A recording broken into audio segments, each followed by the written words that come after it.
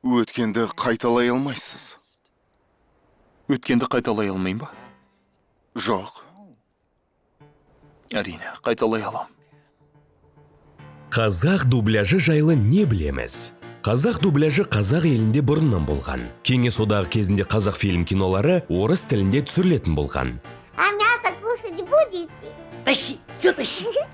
Сосын барып қана қазақ тіліне аударылып дыбысталды. Ал 2011 жылы алғаш рет кинотеатрға арнап, көліктер 2 анимациялық мультфильмнен бастап, Мэтр достым, бүгін бір керемет күн. Бұл керемет, қызықтың көкөзі кеске болады. осы күнге дейін кинотеатрларға бар болғаны 40-қа жуық кинокартиналар дыбысталды.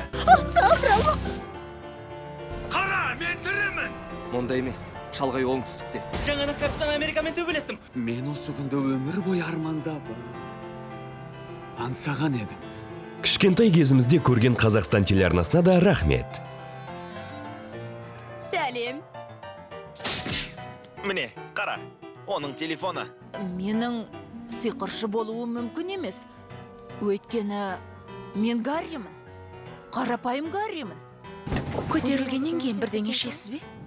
Сүт болса... Кейінгі көріп жүрген дыбыстаманың көбі телевизиялық дубляж. Қызым,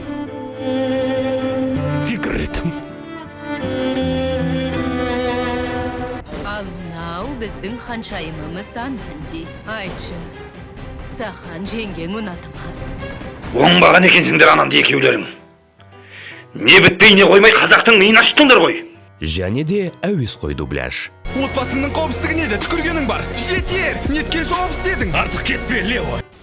Ары кет. Жоқ, жақындама. Өтінен болды. Қой, болды. 2022 жылы ақпанның 24-інде басталған Украина мен Ресейдің соғысынан кейін көптеген компаниялар санкциялар қойып, көрші Ресейден кетті. Осылайша батыс елдері қазақ тіліне қызығушылық танытып, біздің елге келе бастады. Оған дәлел жақында болған Pixar'дың ой жұмбақ анимациялық фильмінің кассалық рекорды.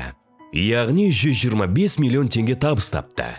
Ал 24 қазаннан бастап еліміздің барлық кинотеатрларында Venom қазақша сөйлейтін болады. Естиміз. Қырамыз. Барлықтарыңызды Venom соңғы би фильміне қазақ дубляжын қолдауға шақырамыз.